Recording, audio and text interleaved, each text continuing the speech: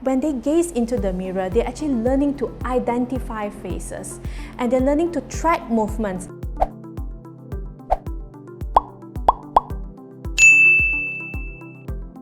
Hi everyone, and welcome to Ask Me Doctor Season 3, a health video series for you and your family. I'm Mahira Khan from motherhood.com.my. As parents, we make it our goal to do whatever that we can to improve the lives of our children. We read parenting books, we research various topics online, we provide social interaction, ask lots of questions because we know that early child development within the first 5 years are critical to a child's overall health and well-being. One of the topics that has become so important in parenting is our child's development and milestones. While no two children develop on the exact same timeline, there are sensitive time periods in which major developmental milestones are reached. Fortunately, there are many things that parents can do to help their child's growth and development. Today, we're honored to have Dr. JoAnn Raja, pediatrician from First Step Child Specialist Clinic, to share with us her understanding on child development and milestones. Hi Dr. JoAnn, how are you today? Hi there, Mahira. I'm so glad to have you on the show today. Thank you very much. It's good to be back here on Season 3. That's great. So as you know, we have a lot of interesting questions for you coming up. Shall we jump right to it? Yes, let's go. Alright, so Dr. JoAnn, my first question for you is, what are child developmental milestones? So developmental milestones are things that most children can do by a certain age. So when we talk about developmental milestones, what we are talking about is children developing, let's say, the skills to take their first step, their first smile, and wave bye-bye. As a child grows older, they will start to do a lot more complex things. And all parents need to know that not all children grow at the same rate. After all, every child is unique, right? Yeah. So developmental milestones can be developed into 5 categories. Mainly, that would be the gross motor, fine motor, language skills, cognitive skills, and also the social emotional development. So in gross motor skills, right, this is where children learn to use large muscles of the body to sit, stand, walk, run, and in fact, later on you progress to other complex movements. In fine motor skills, children tend to learn how to use the small muscles of their hands to do things such as eat, draw, play, yeah, we all love to play, write, and also dress. Language skill is something that naturally every children will start to acquire. So this is where from babies start to use body languages and gestures and eventually communicate and understand the language of adults. And of course, we do have cognitive skills, so that would include anything that involves the thinking skills such as learning, understanding, problem solving, and the skills that's needed basically to overcome challenges that they may face in future. And finally, social skills is where children learn to interact with others, which include responding to the feelings of others. Alright, so my next question for you is, why child development is so important? Child development is very important, especially in the first 5 years. So why that 5 years? It's because that is the period of time where a child forms brain connections rapidly compared to any time of their lives. So a child's brain develops connection fastest in the first 5 years in their lives. And can you imagine that a child's brain is almost 90% of the adult size by the time they reach 5 years old? Wow. So besides genetics, scientific research has made clear that the quality of a child's experiences in the first few years of their life can actually help to shape the way their brain develops. And these experiences that they experience can actually impact their health and ability to learn and succeed in school and in life. So my next question for you is, how can we help our 1 to 5 year olds reach their developmental milestones?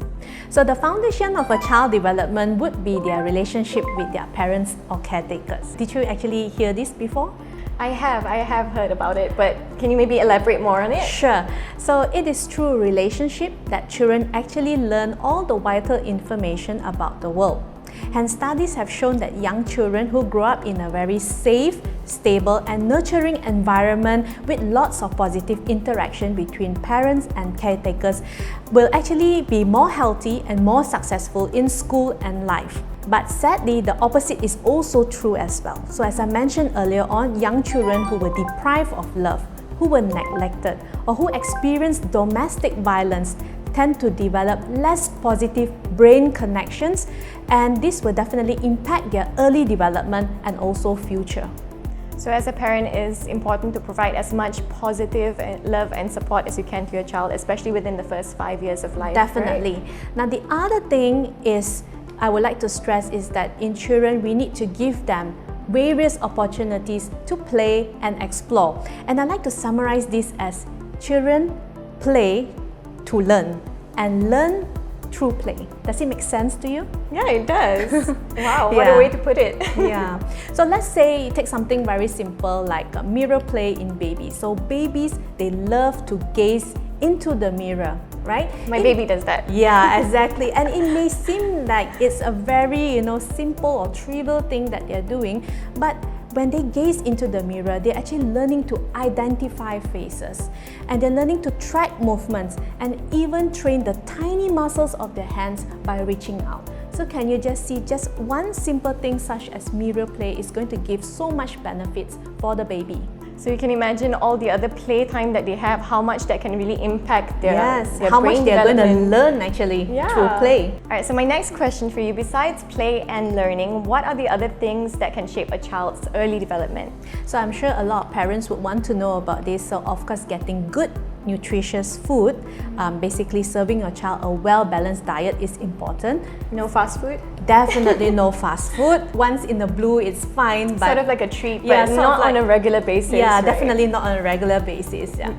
So next would be physical activities such as exercising, having lots of positive interaction with parents and caretakers, and all of these factors definitely would enable a child to be at their best of health, and that would definitely help with their development.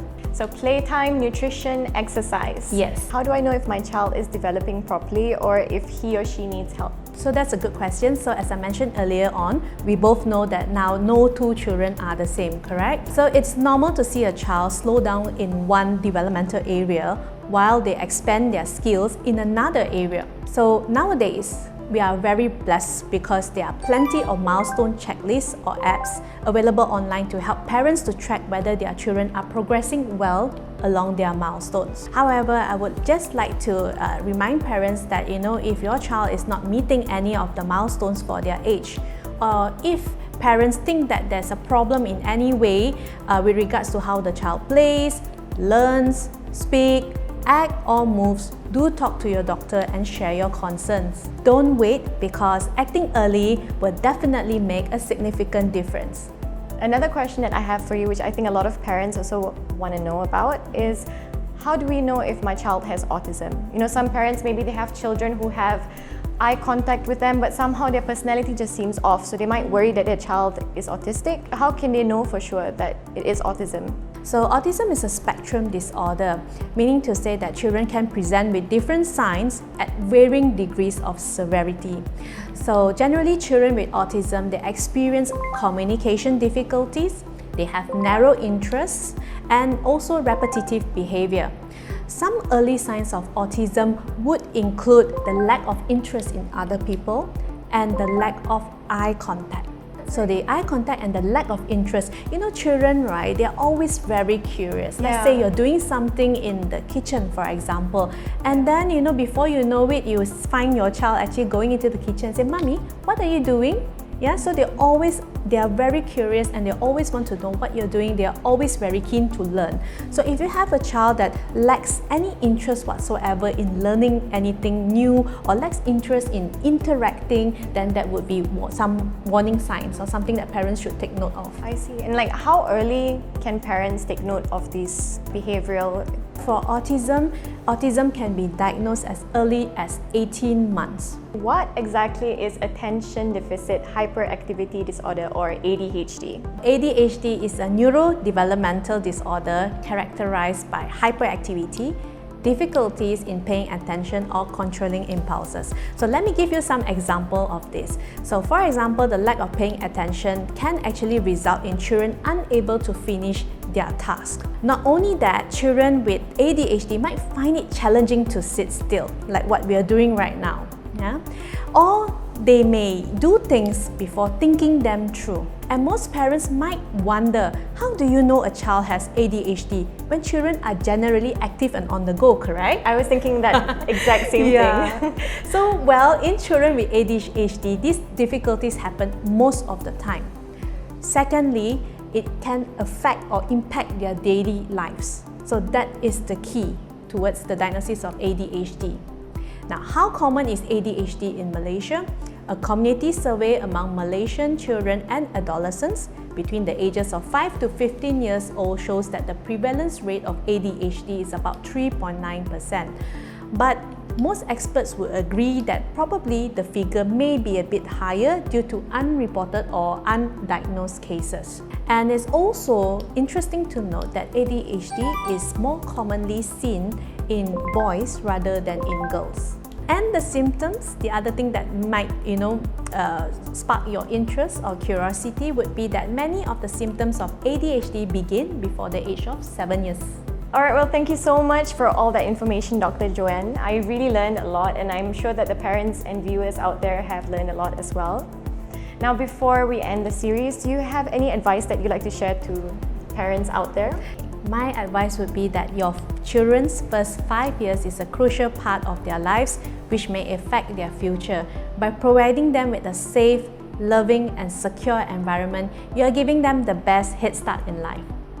Well, thank you so much, Dr. JoAnn. You're very warm and very welcoming, and I think a lot of parents out there can feel your vibe and learn a lot from you. I know I did today. That's good to hear. And special thanks to our sponsor, AIA Malaysia, for sponsoring this episode of Ask Me Doctor. As parents, I'm sure access to good healthcare and adequate protection are among our top priorities. AIA's new Total Health Solution supports families from pregnancy to birth and beyond, covering your children's healthcare needs including hospitalization in the first 30 days and child development disorders such as autism and ADHD. Visit www.aia.com.my/anakku hebat to explore exciting activities, offers, and more. We hope that you enjoyed today's program. Stay tuned for more upcoming videos on Ask Me Doctor. Thank you for watching and see you again soon. Bye! Bye-bye!